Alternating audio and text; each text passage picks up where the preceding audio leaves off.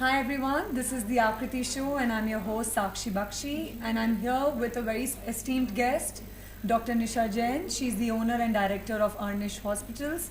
Ma'am, we are so pleased to have you here. Thank you so much.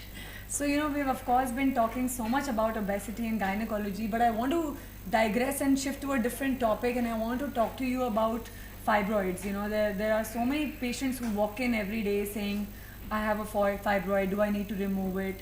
What is your opinion? When do fibroids need to be, we need to be concerned about? Like fibroids का ये रहता है, like fibroids can be inside the cavity of the uterus, in the wall of the uterus, or growing outside the wall of the uterus. Now, the treatment concerns with the problem the patient is having, not the size of the fibroid. Suppose if the fibroid is growing into the cavity of the uterus, then it would cause menstrual bleeding, irregular spotting, and painful menstruation. Plus, if the patient wants to conceive, it will act like a copper T and it would not let the patient conceive. So in that case, we need to remove that fibroid, and that is removed hysteroscopically, no cut, nothing, daycare surgery, and we remove the fibroid. Now then comes a fibroid which is in through the wall of the uterus. And in the wall of the uterus, it matters again, there won't be much complaint except the heaviness. But if size is too big or the patient is planning for a baby and part of it is coming into the uterus, then we need to remove it. Or otherwise, a very big fibroid which is growing outside the wall of the uterus needs to be removed, because there are cases, very few cases, when it can turn into sarcoma, which means cancer. Right, right. Good for all of us to know. And I want to also talk to you about another concern. This most girls walk in like saying they have very painful periods. Do you think it is a fibroid? Do you think it is something else? What could be, how would you investigate it? This is a very good question and very tricky one, and it has a very, very long answer, because pain can be due to so many things. First comes infection. Infection can cause pain, that can be treated with medicines.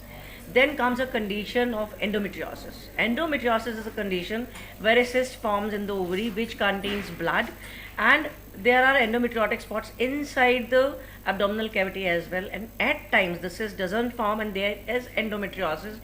No ultrasound, even no MRI can detect this. So in those girls, if we are suspecting endometriosis, in endometriosis the main thing is the pain starts before the period start.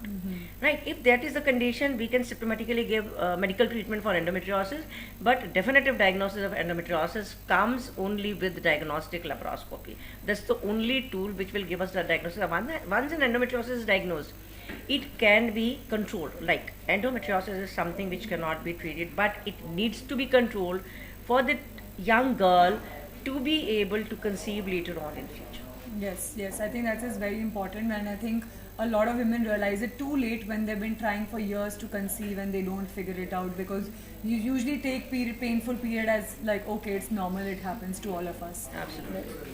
And so another, of course, topic that I want to talk about related is that a lot of people also nowadays, delay having kids because, I mean, maybe personal circumstances, whatever it is. Would you recommend someone to go for something like egg freezing? Yeah, it's really a very, very, very, very, I would say, grievous situation. And at present population, getting married late, then profession and everything comes. If the girl is unmarried, say, then we do egg freezing. Her eggs are freezed. But if she is married, it's better to do a embryo freezing, because embryo trans when we do the embryo transfer, that gives us better result than thawing the egg and getting that egg pregnant. That gives a least result. True, true, true. And obviously we have discussed so many things today, which is or not just, of course, we have been talking so much about GLPs. Would you recommend prescribing GLPs for weight loss? GLP. Here For comes fertility the factor, specific. it is not the first drug of choice. If the weight loss has to be done, it has to be done primarily with diet and exercise. If the girl or the woman is not able to do it, or if her BMI is more than 30 or BMI is more than 27 with comorbidities like diabetes or hypertension, then comes the role of GLP. And the thing is, it gives a steep decrease in the weight, but then comes a situation when it is stagnant. The most important thing with giving GLP is that the patient should be exercise. If she doesn't exercise, the side effects would hamper her life. That's very important. No, very rightly said. So, and ma'am, of course, we want to ask, we've heard so much about like how stress affects everything. What is your biggest stress buster? My stress buster, dancing, music. Dancing and music. And I think all of us probably don't get enough of it, enough time to do all of it. You can do it alone. Yes, that's a very good idea. And if you were not a doctor, what would you be? My first preference was a fighter plane driver, because at that time army women were not taken.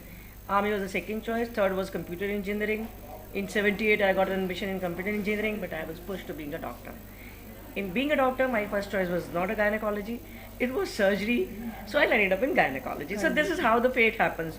You don't get what you want, but do the best whatever you want. Whatever you can, yes. That's my strategy. No, very rightly said. So, and I think very important. And now I think we'll just come to our last point to it, which is take it or trash it. So, I'm going to ask you some quick questions and you have to just give your opinion on it. Yeah. Meftals pass. Take it or trash it. People say trash it, but one can take. Okay. Oral contraceptive pill. It's a must. Take it. Yes. Okay. DHEA for low ovarian reserve. Take it. Take it. Keto for PCOS. No. Trash it. Trash it. Okay. And tampons. Take it or trash it. Can take it, but the need is to to change them frequently. Okay. And detox teas for hormonal balance. All gimmicks. Trash it. Trash it. Okay. And probiotics. Take it. Better in the original form, not tablets or syrups. Okay. And last but not the least, our interesting one is vaginal steaming. Trash it. Trash it. That is exactly what we wanted to hear. So thank you, Dr. Nisha, for being with us here today. It was lovely to chat with you, and I hope to have a better chance to have a longer discussion with you. Absolutely. I'm really delighted to have a discussion with such a lovely host. Great. Thank you so Thank much. you.